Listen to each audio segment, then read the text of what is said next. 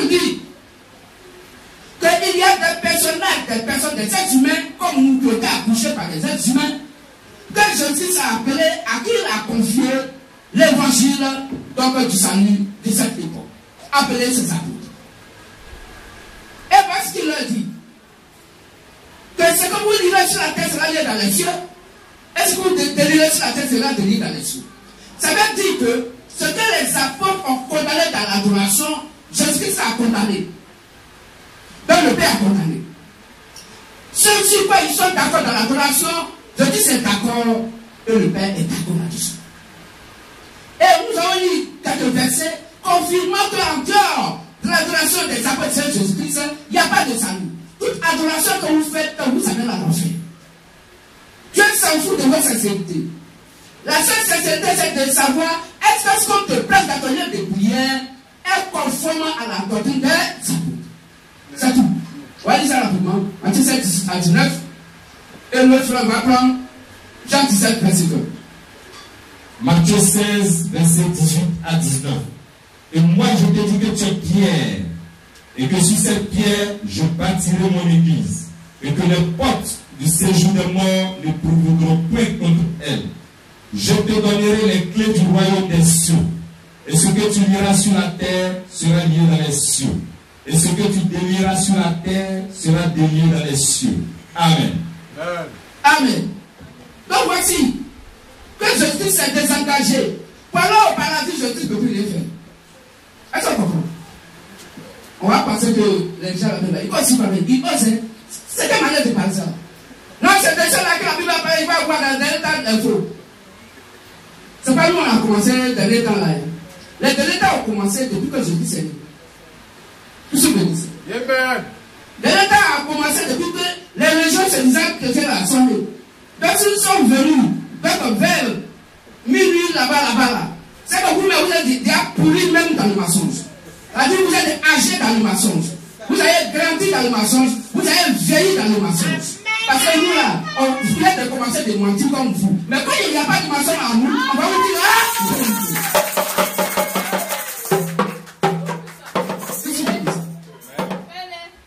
Donc Jésus-Christ a dit de dire, donc pour ce qui concerne le paradis, quiconque l'adore directement, quiconque va directement à Jésus-Christ, tu vas l'enfer.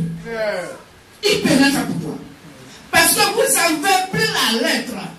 Le monde religieux, vos hommes de Dieu vous ont condamné votre âme sans le savoir, sans le vouloir. Mais quand vous êtes ignorant de ces écritures et que Christ ne vous a pas révélé, parce que vous ne savez même pas quel est le message qui est donné la vérité à cette époque, et que ça n'est jamais remonté à votre cœur pour remonter à votre âme est dans les ténèbres. Vos hommes de Dieu dans les ténèbres. Quand on pose la question, quel est le message que Dieu a prêché dans ces derniers temps, ils ne savent rien.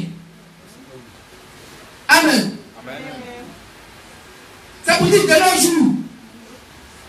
Ah, là c'est de nos jours vous dites. Et de nos hier. Puisque Dieu ne change pas. Et que ça 3, 14, 15. Je suis le même hier. Aujourd'hui éternellement. C'est bien écrit. Et 23. C'est bien écrit. Alors frères et sœurs, cherchez à comprendre. Est-ce que ce qu'on vous prêche dans votre de prière est reconnu, mentionné noir sur blanc dans la doctrine des apôtres? Parce qu'aujourd'hui, il n'y a que l'enseignement des apôtres qui vivifie. On va lire ça, Ephésiens 2, 19 à 20. En fait, tu vas lire Jean 17.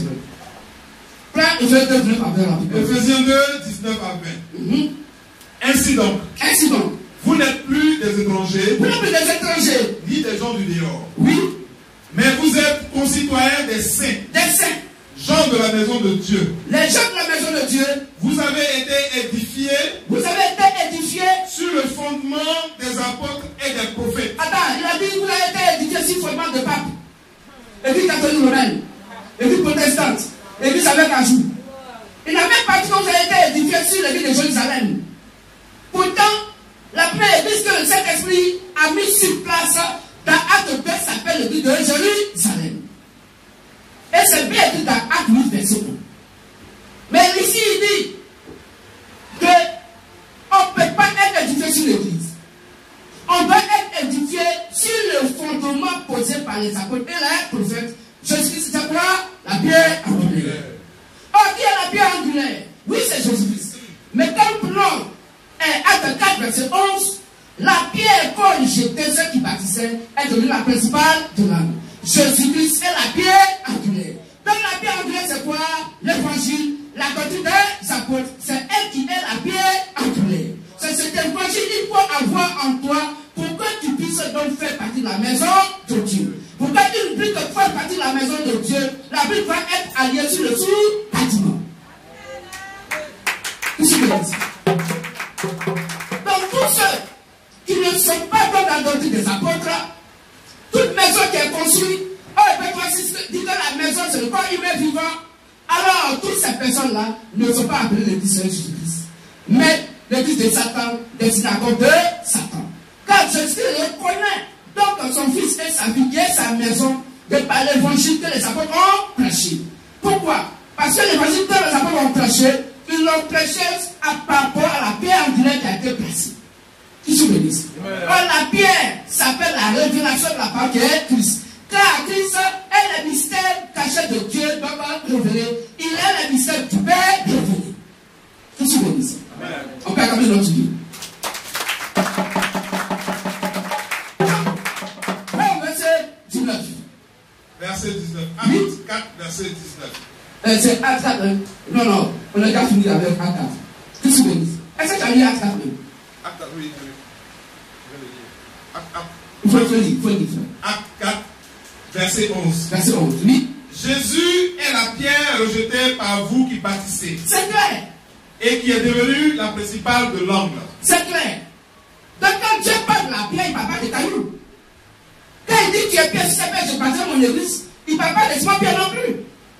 Mais il parle de lui-même qui est la pierre, qui va se poser dans le cœur de Simon Pierre, et de par là, le moule qui est le cœur de Simon Pierre va maintenant faire à cette pierre.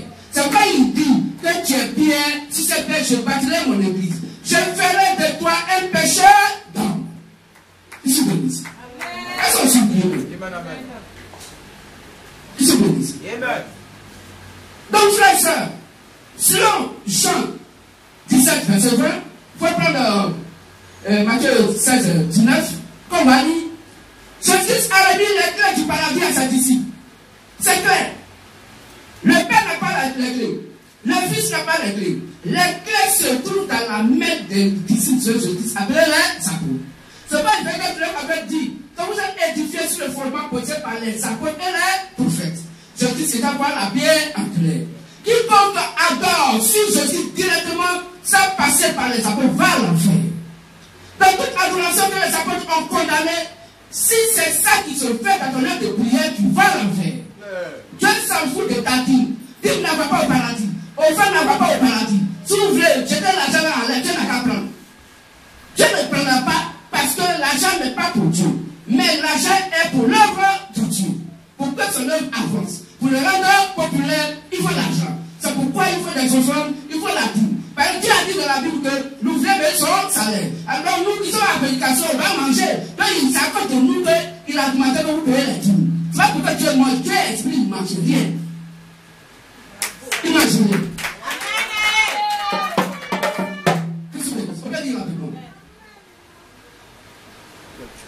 Vous n'avez pas le verset? Jean 17, verset 20. Oui. Ce n'est pas pour eux seulement que je prie. Donc Jésus dit que ce n'est pas seulement pour ses disciples, c'est aux disciples qu'il prie. Parce que le 12 était un démon. Judas Iscariot n'a jamais été disciple de Jésus-Christ. Mais encore. La Bible dit, tu gardes le verset, la Bible dit, dans Jean 6, 70, 71, Jésus dit, c'est moi je vous appelle pour les 12, mais l'un de vous est un démon. Il n'a pas dit l'un de vous a un démon. Si Judas Iscariot avait un démon, Jésus allait prier pour lui, le démon allait partir. Parce que Marie de Magdala, elle avait jusqu'à 7 démons. Jésus a prié, les 7 sont partis. Mais Judas lui-même, il a le démon. Si on chasse le démon, Judas il va mourir. C'est lui-même on l'a chassé. Est-ce qu'on comprend mieux? Donc Jésus n'a pas eu 12, il en a eu 11. C'est comme Marc 16, après verset 14 dit, il envoya les 11. Il dit, allez faire des nations des disciples. Allez prêcher à toute la création. Judas n'y était pas. Que se bénisse. Donc c'est pour les 11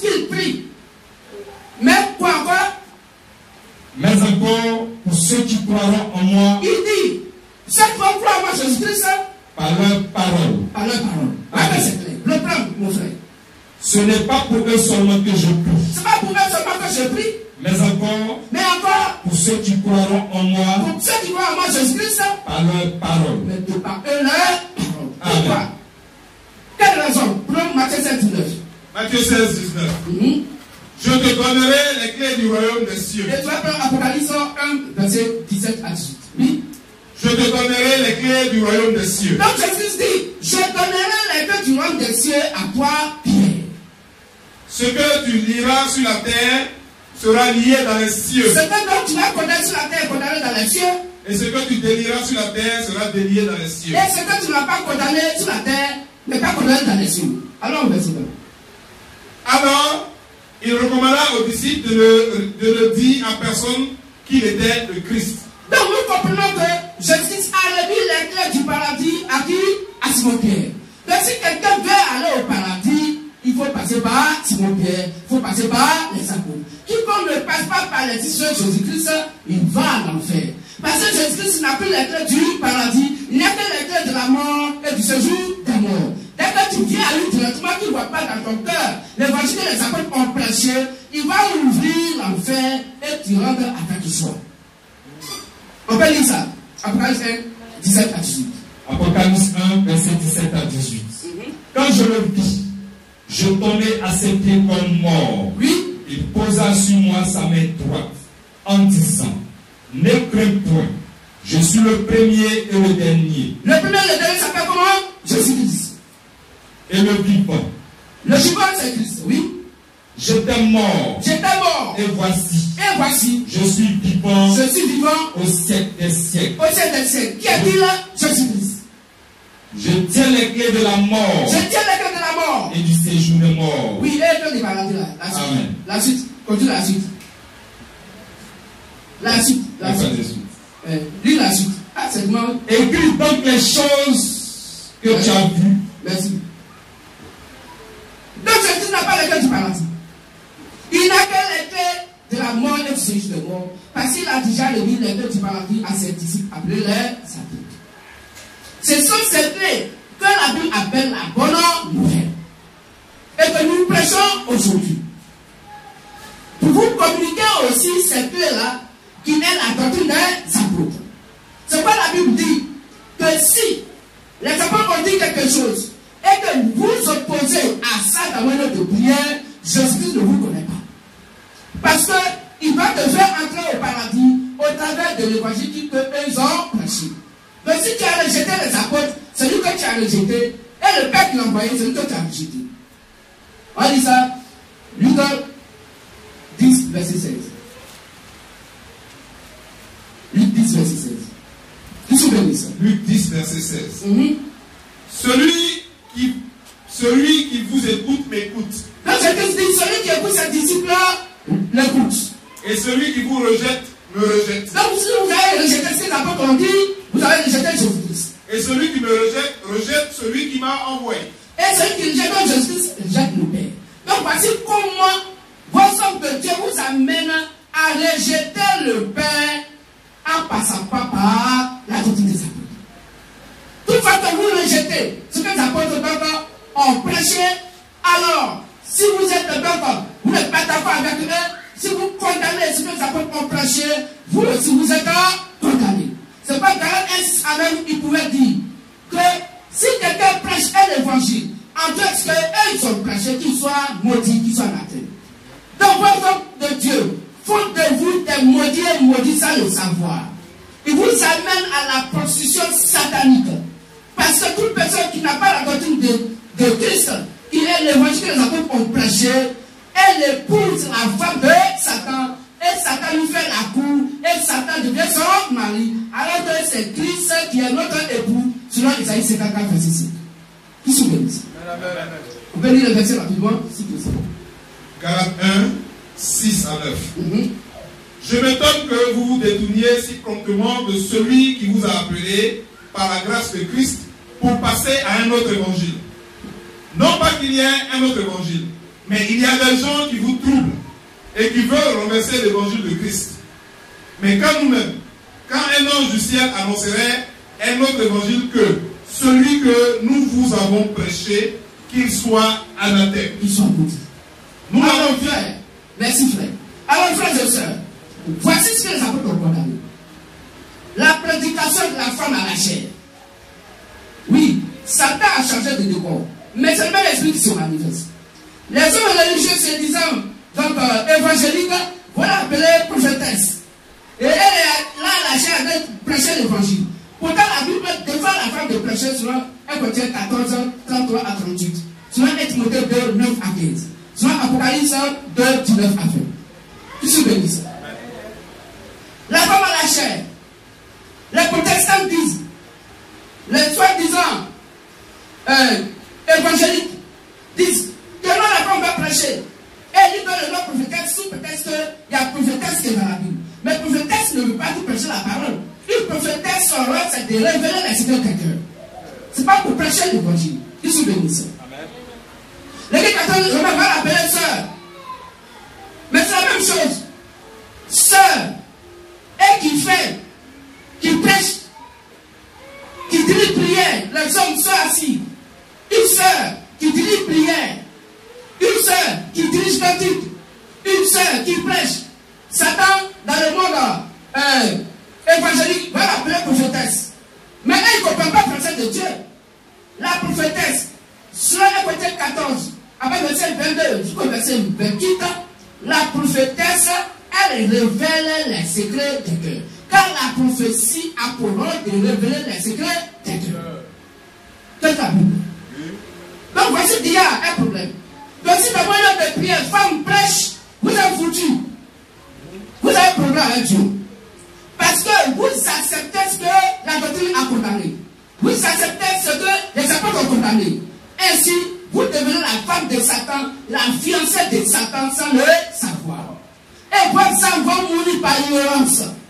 Oui, sans le vouloir, vos enfants vont mourir. Parce que vous ne cherchez pas à prendre la Bible, à prendre la doctrine des apôtres. Puisque vous savez pas ce que les apôtres ont condamné. Ce que Christ a condamné à eux, vous ne savez rien. Parce que vos hommes de Dieu, vous prêchez un évangile alimentaire. Qui veut voyager, qui veut avoir enfant, qui veut avoir femme, qui veut avoir temps, qui veut avoir l'argent. Patati et patata. Qu'est-ce que je veux dire? C'est l'évangile alimentaire. La Bible dit, tous ceux qui cherchent ces choses-là sont des païens. Selon Matthieu 6, 30 à 33. Cherchez pleinement le royaume des cieux et sa justice. Et tout ce que vous voulez vous sera donné par Dieu. Le chrétien cherche à savoir d'abord quelle est donc la position de son âme vis-à-vis de la doctrine des apôtres. Est-ce que son âme est rétablie dans l'adoration, conformément à ce que les apôtres ont prêché? Voilà. Quand cette doctrine maintenant est assise en toi, maintenant Dieu en toi, sachant ce dont tu as besoin, quand celui qui habite une maison, c'est lui qui en prend soin.